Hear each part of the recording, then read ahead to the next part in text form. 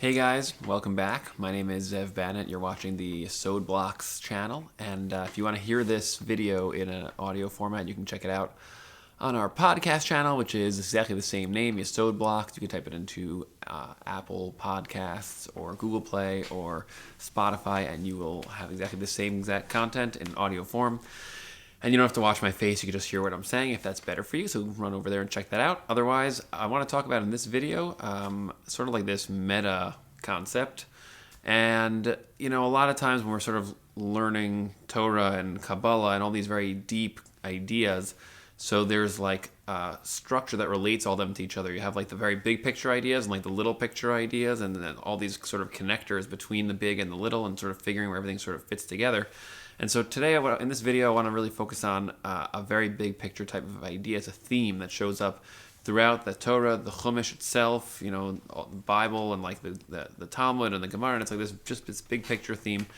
And it's such a big picture theme that it kind of made it pretty big also in the secular or the non-Jewish or non-Torah, non-Kabbalah space. And in that space, in the non-Jewish, in the English, well, you just use English words. It's called being holy. This idea of being holy, and there are people who are holy in the world. And sometimes people talk about the Pope being holy or other religious people being holy. And being holy and being religious are often like really, really closely linked and associated. And so like this meta idea of being holy, so I think it's just sort of like a good example of something that we find, and you're going to see a lot when you're sort of out there. If you're in the Jewish space, you'll see this a lot. If you're in the non-Jewish space, you'll see it a lot. It's this theme of like trying to figure out what life is about. And so the way that plays out in the Jewish space and the Jewish culture space is like there's all these different things people will say life is about. Life is about getting close to Hashem. Life is about being holy. Life is about relationships. Life is about growth. And these are all kind of like different things that we tend to throw around and say. And it ends up making it a little bit vague because we're not really sure what life is about. And so I want to sort of show maybe like first of all what holiness actually is, and what that word kind of means, and then also maybe tie together some of these other ideas about what life is actually about. So the concept here, the reason I'm saying it's a meta concept, because it's like one of these, like it's a big picture meta goal, and you have all these other things the Torah and the Kabbalah lifestyle sort of includes all of these different kinds of activities and ways to live on a practical day-to-day. And then you have these meta frameworks like the concept of what we call holiness in English, which includes all these little day-to-day activities and sort of is like the bigger picture. So let's just sort of dive into that for a second and try to figure out, like, the word in the actual Torah for what we call in English holiness is the word Kadosh. And it's a funny word because the word Kadosh, if you actually read it in the text, doesn't sound like it really refers to whatever we think we mean when we say the word holy. You look at the word Kadosh and its different permutations. So first of all, the Torah itself tells you that you should try to be Kadosh, and it says that Hashem is actually Kadosh. So that's literally a textual phrase, Parshas Kedoshim. It's in the middle of the third book of the Torah, and it describes that you're supposed to be Kadosh because Hashem is Kadosh. And the question is, like, well, what does that mean? Like, well, first of all, what does Kadosh mean? Second of all, if Hashem is Kadosh, you're supposed to be like that also. Like, how does that work? And, like, what's that concept even? But then you also find the word Kadosh in other contexts that are a little bit weird. So I'll just give the most jarring example of the word Kadosh where it's weird, is that the word Kadosh is used to describe that's a term for a prostitute in Parshas Vayeshev, which is in the first book of the Torah. And it describes there that there's a story about Yehuda, and Yehuda he's on the road, and he ends up running into this woman who doesn't realize that it's one of his relatives, and she's trying to trick him into having a sexual relationship with her, and there's a whole reason why, and there's a larger story there which is very important to understand and very fascinating in a lot of different ways. But the point is that, like, he runs into her, thinks she's a prostitute because of the way that she dressed, and she tricks him and covers her face, and he doesn't know who she is. And then later he asks, where is this woman? He wants to pay her for the prostitution. And he's like, where is the Kedeshah that was there before? And the Kedeshah is the word for prostitute in the Torah. And the word Kedeshah is not just like a little bit of a nuance hint towards the word Kadosh. It is literally the same word. The word Kedeshah and the word Kadosh are the same root and almost the same structure. And so you have to ask yourself, like, well, why would that be the word for Kadosh, if it means something like holy or some whatever that is, then that would also be the same as the word for prostitute. That's pretty strange. So when you start looking at the word a little more carefully, another example of the word is that we also use the word Kadosh in the Gemara to mean marriage. We have this concept of what's called Kiddushin. Kiddushin seems to be the way that the Gemara describes it in the Talmud, and then also the commentaries from 1,000 years ago and more talk about, well, the word as it's used in context seems to always have something to do with like it's directing towards something, or sort of like dedicating towards something. So when you are getting married to somebody, if you are doing Kiddushin, which is the word Kadosh, so what you're trying to do is you're trying to dedicate yourself towards somebody in a certain way. So that doesn't sound like it's really about holiness. Like, what exactly does that mean? So you have that the word in that context too. You have like Kiddushin, which is like a marriage construct, and you have Kedesha, which is a prostitute construct, and you have this thing that the Torah seems to say we should be Kadosh because Hashem is Kadosh, and those things don't fit so well, all of them. I mean, with Hashem also, like to be Kadosh, if it has something to do with prostitution or even marriage, you could start to say something like we're trying to be married to God or something, but it's really not super clear what the word is doing in these contexts. So with that background, I kind of want to just sort of put together a little bit of a framework to understand what it is.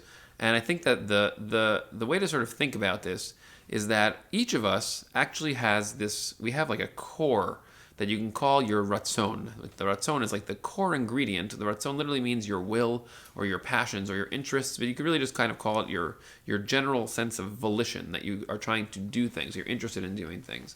And that core volition, that core willpower to act and to be and to create and to manifest, whatever, that thing, so which is called ratzon in Hebrew, so that core, it can be very much fragmented and multi-directional. In other words, what you're able to do is you can think of it almost as like a starburst. Like there's so many things that you might want to do, and sometimes they'll conflict. Like you might want to go out and have fun with a bunch of friends, but you also might want to have a really close, intimate relationship with somebody. Like how do you weigh those two wantings, right? Like you might want to get married to somebody, but also have like a crazy outside social life. On the other hand, like, you know, if you have a crazy outside social life that could interfere with your marriage, like there's all kinds of different things we want. You might want to build a huge business, but also want to have like work as an employee for somebody and have a certain level of security. Like building your own business involves having a lot of risk because now you're sort of doing your own thing. But working for somebody else involves a certain limitation on what it is you're able to do because now you're under somebody else's authority and you got to do what they want. And these are different things that you want, and they very often can conflict one with the other. And so we have this core set of wantings, but they can very often kind of starburst their way out of us and go in many, many different directions.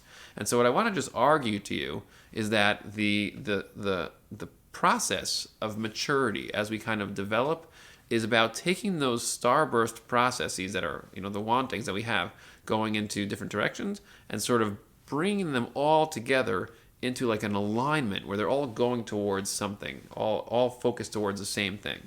Now, what's funny about that is like each individual interest you have is going towards something, right? If you're interested in a social life, if you're interested in getting married, so you have a wanting that goes towards that thing. But the idea here is to sort of take our personalities and take all our general interests, and instead of being fragmented, where you're all over the place and confused and you're not sure which thing to value when and how to do what and whatever, is to start to get clarity and coherency into your perspective of where all the different parts of your life, things that you're interested in, how they all fit together, and where they're all kind of sort of like where they're all kind of going. So to sort of put them together into like a puzzle where they belong in their place, and then bring all of them together and to unify them, which is really about sort of unifying all the different fragmented aspects of your own being. And I'm going to argue to you that is the meaning of when the Torah says you should be Kadosh because Hashem is Kadosh. That's what that means. In other words, the word Kadosh, I think the simplest translation for that word is to be dedicated. And you see, if you just sort of, anytime you look anywhere in the text, in the Chumash, I think you'll find the translation dedicated works really, really well. It means that you are focused on something to a certain degree, dedicated towards it, such that now you are not going to get fragmented or distracted by anything which violates and distorts the focus that you have. So if you're focused on a particular goal or endpoint, and we're going to use examples in a minute, so that means that now you're going towards that, and you're not going to get pulled aside into other things that are going to distort or pull away from that focus. Incidentally, there are some translations of the word kadosh that say that the word means separate as opposed to holy. But the word separate here seems to indicate that when you are focused in one direction, it separates you off from things that violate that focus. But the point is, the word seems generally to mean dedicated. But then, of course, you have to sort of look at the context a little bit and understand what that means. So In the case of a prostitute, I think it's very clear how the word seems to mean that. And again, there are commentaries. If you want to see Rashi on the Chumash sort of talks about this a little bit when he's explaining the word Kadesha. Why is a prostitute called a Kadesha? So he says it's because she essentially is allocated and dedicated towards a sexual interaction. And it kind of has a few different layers because she's so dedicated to sexual interaction that she even... and you sort of think of it like it's a little counterintuitive. When you have sexual interaction with another person, very often it can lead to some sense of closeness or connection with them. You can decide to open yourself up to somebody else when you are sexual with them, and then you'll begin to experience a sense of connection and oneness through the physical closeness that you're experiencing. So what happens with that is, usually if you are sexually intimate, that's something which is more likely to happen. But here you have a person who is literally engaging in a process of sexual intimacy repeatedly. So she's sort of dedicated to that in that way. She's sort of given her life over to just sort of being sexual with whoever. But it's also really that she's dedicated towards the money component. In other words, she's so focused on her goal, which is making money, that even an activity that would pull her off to the side and ostensibly should really connect her to the people that she's sleeping with, she is completely above that and stays true to her goal and just keeps on going towards the money and does not deviate towards the guys on the side who she is theoretically could have become attached to and sort of pulled over and stayed with one of them and been an actual life partner. Instead, she continues straight ahead towards her goal. That's what a Kadesha actually is. She's someone who is very dedicated to what it is that she's after. So in the word Kedushin also seems to mean, when we talk about the idea of what marriage is, well, it turns out that the concept of Kedushin is about two people becoming dedicated to each other in terms of their sexual lives. It's kind of like this, it's a situation where now you're saying, you are now, the literal line that you use when you want to create a Kedushin marriage in the Torah's framework is the man says to the woman, you are mekudeshet to me. You are now dedicated to me sexually, and you are not going to open yourself up to any other sexual relationship. You are now dedicated sexually to me. And there's a much longer discussion of how that's structured and why it works the way it does. But for our purposes right now, that seems to be what the word kadosh means. It's basically about becoming dedicated in this way. But to sort of take that a little bit further, to understand, well, the meta structure, when we talked about in the beginning, sort of, well, there's like this big picture of like trying to be holy, which is like one way to say that's what the meaning of life is, or the goal of life is to be kadosh, just like Hashem is kadosh. So what exactly does that look like? Well, I'm going to argue to you that if you look at all of the mitzvos of the Torah, they are all coming to sort of heal a certain problem that we have, that actually the Torah describes where we got it from. If you look in the beginning of the book, and it's Parshas Bereshis, the Torah describes there that we engage in this process of this behavior, this mistake really, where there was a tree called the Eitz Hadas Tov Vara. And the Eitz Hadas Tov Vara is this tree that when you eat from the fruit, apparently what it does is it gives you something called Da'as, which means a perception, a way of seeing the world. Tov Vara, Tov means that which you're interested in, versus that which you are apathetic towards. In other words, the tree, when you eat from the fruit, so what it does is it gives you a set of glasses, and when you put them on, now you evaluate the world experientially based on what you're into versus what you're not into. So things that you're interested in, they become prominent in your perception. Things that you are not interested in, they fall into the background and they become less relevant to you. And so this tree created this situation where now our perceptions have the capacity to become distorted, where you can weigh something more heavily than it actually is, and you can ignore something to a point where it's actually now out of sync with its reality as well. So as a simple analogy or example of that, let's say, the classic example of adultery. So you have situations where, the Torah describes there's a set of halachos, of rules, of sort of what situations you should put yourself in with somebody who you might accidentally or on purpose be pulled into a sexual encounter that was going to violate the dedication that you have in your actual relationship. So the classic example I like to use, let's say you have two people who are working together in an office, and you have, they're friends, a guy and a girl, and they're friendly with each other, and there's lots of people that work there too, but they work together, and there's banter and there's positivity and whatever. But then one night they're both working late alone, meaning the two of them together are at the office and it's 10 o'clock at night. Now here's the funny thing, let's just imagine they're both married, they both have kids and lives and a whole situation. But so you have like all these factors, like, well, I have a family, I have a wife, I have a husband, like I have a job, like I have a whole situation with this person, and like what's happening now is I also have this sense, this pull that I am sexually attracted to this person, and like maybe we should do that. And so what happens is the sexual energy becomes more prominent, and that wanting becomes more prominent than all the other wantings. Like, I want to have a close relationship with my spouse. I want to be able to be honest with my children. I want to be able to have a good, healthy working relationship with this person and with other people in the office. I want to have a balanced, clean, open life. So what happens is all those things that you want fall into the background, and you weigh the sexual attraction as more important and significant, more interesting to you than these other things in the moment. And what's funny is after the encounter is over, if the two people are actually sexually involved, so then what happens is usually it goes the other way. Suddenly now you're like, oh, I care more about these other things, and now I kind of put that in the background. The sexual encounter becomes less interesting, and these other factors are much more important, and it creates a lot of stress because now different wantings suddenly manifest and become more prominent inside of your mind. So you have this ability now to see the world in distorted ways where different things that you want can shift and ebb and flow and sort of take more prominence and less prominence. That's called das tovara, and the Torah describes that starts in the first part of the Torah, and then everything after that seems to always be about returning and undoing the damage that we did when we put those glasses on. And so now we're all wearing glasses like that. So one of the meta structures that the Torah describes, and one of the terms that it uses to sort of heal that, is the Torah says, you should be Kadosh, because Hashem is Kadosh. And what does it mean that Hashem is Kadosh? Hashem is focused. Hashem sees the world exactly as it is, understands where all the parts go. He knows what the world is for and its purpose. And he understands that ultimately the whole journey of this world is about there being constant expansion of consciousness and clarity and understanding. And essentially, there's much more to talk about that, and you can check out some of the other videos on the channel that are about that. But that's the whole point of this place.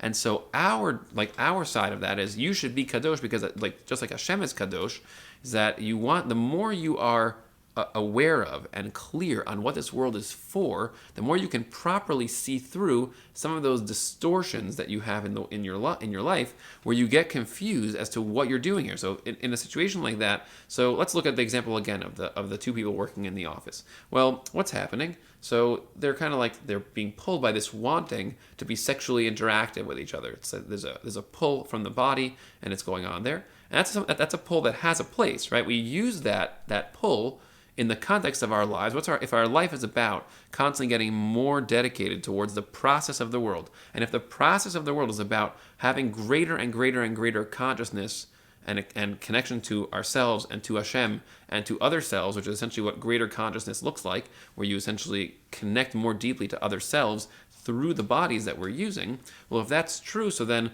this is actually a very healthy thing. Having a sexual energy that you can use as a tool to then connect to others, to another self, is a very, very positive and great tool. It's part of the framework. But when you take it out of its proper context and you don't see it as part of the larger framework where you're trying to go in your life, and instead it becomes more prominent and distorted in your mind, so now you're like, oh, I want to do this thing, but it's out of context. So now the person you're doing with is you're simply feeling the attraction of the body, but you're not thinking in terms of any of the other parts and the rest of the framework of your life. So now you're one of your wantings is sort of flaring off to the side, and you have your other wantings of what your life is really about all going in one direction, and this one, the one wanting of the sexual interaction, is like going off to the side. It's deviating from the path.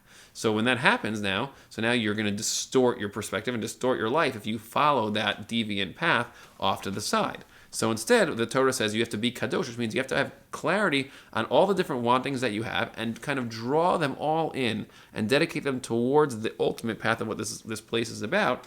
And this place is about, like we said, essentially you can describe it as getting closer to Hashem. You can describe it as becoming more conscious, which is the same thing as getting closer to Hashem. Or you can describe it as becoming more self-aware, getting closer to other selves. And there's a whole process of how you know whether that's happening. There are tools to use for that. But the point is that this meta framework, this meta idea of being Kadosh, is basically to dedicate yourself to what life is about, and then to integrate all the different wantings in your life towards that. So Hashem is very good at that, because Hashem it means Hashem does not allow himself to have distorted perspectives of the different wantings of reality. So he understands what this world is for, and he's constantly interacting with the world based on those criteria and manifests in the world according to those criteria. But we have this problem. We have this ability to have a smaller, distorted perspective, and that gets in the way of us having that focused clarity as to where we're going. So whenever you have a distortion like that happening, the trick is to try to think to yourself, okay, well, I want this thing right now, but I also want other things. What other things do I want? And then what is the overarching sort of ethos of my life? Where am I trying to go with my life? So if you're not clear, though, on those things, if you don't have an idea of where life is going and what it's about, so then you can't ever really be Kadosh, and you can't really sort of like immunize yourself against these kinds of errors, because you end up just you can really damage your life that way. Because if you don't understand what your life is really for in a deep way, and in other words, if you're not really dedicating yourself towards what life is about, then you'll just be fragmented. You'll have different parts here and there and all over the place, and then it's very easy to start making silly mistakes and essentially deviating off the rails, that's what undermines all of our lives. So the idea here is the Torah and the Kabbalah and the whole system of this, all the different lifestyle things that are in the Torah are designed to help you sort of wake up, understand what it is that this is all about and what it's for, and then start to bring all of the different things you want into alignment with that. And it's the biggest, mindset you could possibly have, where you understand the totality of all of your abilities and what you want, and you're going to bring them all and integrate them, each one exactly where they belong, and that gives you clarity on your path. And then when you do that, that's what it means to be Kadosh. Then you're essentially making yourself virtually immune to these distortions where you can ruin your life. And that kind of focus really unlocks a lot, like all of your potential. Because when you have your life sort of operating in an optimal way, first of all, you're just happy. You're happy, you're clear-headed, you understand what you're doing every day. You wake up, you figure out where you're going, why you're going there, what you're doing. And if there are things in life that start to become stagnant, you know how to fix them, switch things up, get to a clearer place, because you just know where you're going. You know your track, you know what life is and what it's for. That's like an incredibly empowering thing. It like changes your whole way of life. It's waking up in the morning is not tiring. It's exciting. It's like, oh yeah, like let's do more of what my life is for now. I want to get rolling on that. That's what I think to sort of think about what it means to be Kadosh in that sense, to be dedicated towards that thing, that really defines the word, I think, very clearly. And when you really think about it, that's what I think that's really what people want to mean when they say the word holy. I always joke that the word holy really just means full of holes.